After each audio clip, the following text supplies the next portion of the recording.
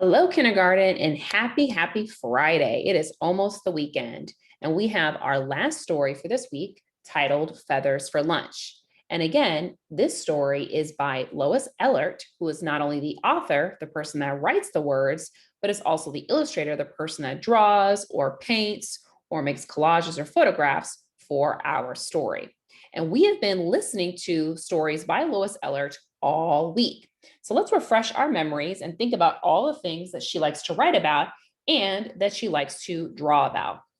So, as the author, the person that writes the words, we have noticed all week she loves to write about animals. We've seen cats and moles and other creatures. She loves to write about nature, and she really loves to use rhyming words. Rhyming words make her book sound so much fun, and they're pretty easy to read. So that's what we know about her as an author, as she writes the words using rhyming words and talking about animals and nature. What we notice with her pictures, they're really cool. She makes collages and uses different types of textures or different types of materials like fabric or sometimes even popsicle sticks or other things to make her creation. So she uses all different types of things to make her pictures. And she even uses photographs sometimes. So we know her pictures are very colorful, very bright, and include lots of different materials. So again, she's not only the author, she's the illustrator of these stories this week. So think about all the things that she likes to write about and how she likes to make her illustrations. So our wonderful story again for today is called Feathers for Lunch. And I want you to take a moment to look at the cover. What do you notice about the cover? What do you notice about the illustration? And why is our story titled Feathers for Lunch? Take a moment to think about that. Why is our story called Feathers for Lunch? And what do you think the story is going to be about? One thing I know I noticed is I see this cat. It looks like he has a little bell around his collar. And there's a beautiful red bird, which is called a cardinal bird, right above him flying. So I'm wondering if Feathers for Lunch is about this cat trying to get a bird. Let's see what happens in Feathers for Lunch. And again, the author and the illustrator is Lois Ehlert.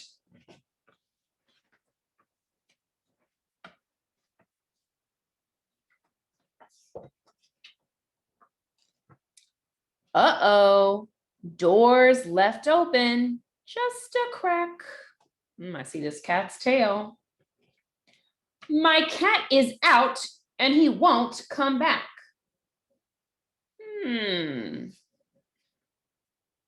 So again, what do you notice about her illustrations, her pictures? What are you noticing? Again, I can see they're colorful with the flowers, and also she is either painting or drawing to make her illustration. He's looking for something new. And I noticed something in the story. Right up here, it says jingle, jingle. And I think that means that we can hear the cat as he's moving around. Jingle, jingle. Looks like he is looking for lunch. A spicy treat for today's menu. So, what is the cat trying to do? What is the cat trying to do? Take a moment to think about that. What is the cat trying to do? And something else that I noticed is that the author puts the sounds or onomatopoeias right next to the creature that's making it. So we see this blue jay, it's making the noise JJJ, and we see the bell, it's making the noise jingle, jingle. So the author's putting the noises next to the animal. Well, you probably already guessed it. This cat is trying to get a bird for lunch. His food in a can is tame and mild. I wonder why the author wrote that. His food in a can is tame and mild, because I know sometimes cats, they get their food and it's in a can.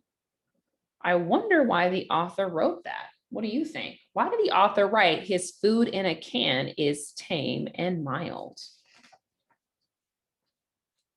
So he's gone out for something wild.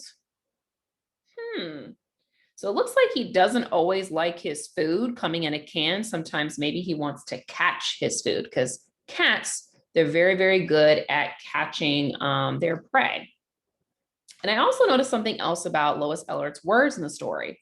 Her words in this story are rhyming. So we see at this page, we hear the word mild.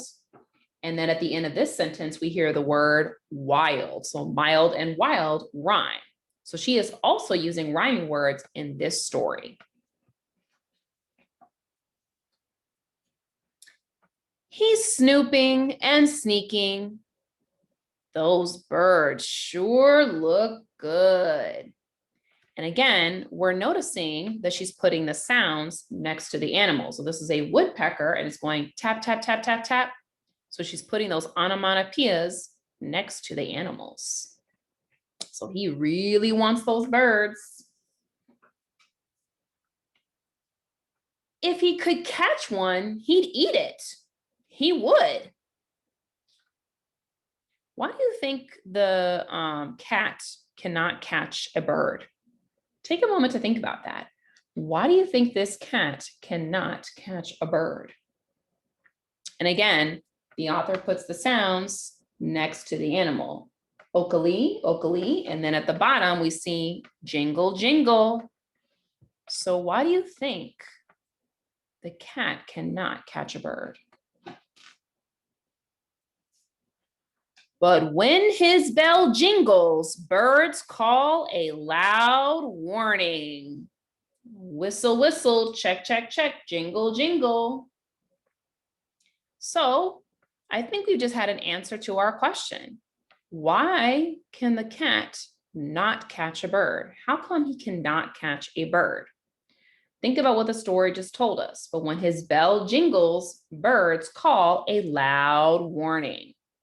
So we know the cat is making noises as he moves outside. And those birds can hear those noises. So they know when the cat is coming. That's why he cannot catch one. Big cat got out early this morning. So they're warning the other birds that the cat is out. They are warning the other birds that the cat is out. But cats can't fly and they can't soar. And again, jingle, jingle. So you still hear that cat. And birds know what their wings are for. So again, he keeps trying to catch these birds, but he's not getting it because they can hear that jingle, jingle, jingle, jingle, jingle. And again, what are you noticing about her pictures, her illustrations? What are you noticing? And again, we're seeing that she's using beautiful colors. She's drawing or painting in this story. And we're also noticing that we see animals. We're seeing birds and we're seeing the cats.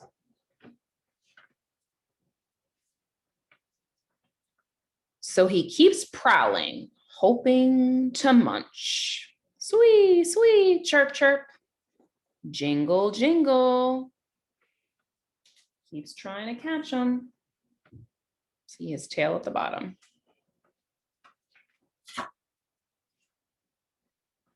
But all he catches are feathers for lunch. I just noticed something. Who caught the cat? What do you think? Who caught the cat? I'm noticing that someone caught the cat. So it looks like his owner caught the cat. And we see all around in the illustration, all those bird feathers. That's all he's catching. The end. That lunch that got away. These are all the birds we saw in the story. So Take a moment to think about this story, and let's remind ourselves about what Lois Ehlert loves to do in her stories. Remember, she's the author and the illustrator. She wrote the words and she drew or painted all the pictures in our story. So let's remember what she likes to write about. She loves to write about animals in nature. And we see that in our story, Feathers for Lunch. We see lots of birds and this one cat. And she loves to use rhyming words. In our story, we heard the words mild and wild rhyming in the story. So she loves using rhyming words. And then in her pictures, she's not really using collages this time, but she is drawing or painting to make her pictures. So it's a lot of painting or watercolors that she's using for her pictures. And they're very colorful and very bright and all about animals. So I hope you enjoy this wonderful story of Feathers for Lunch and thinking about why this silly little cat could not catch a bird for lunch. All right, you guys, enjoy the rest of your Friday. Thank you for working so hard this week. Have a great weekend, and I'll see you later. Bye-bye.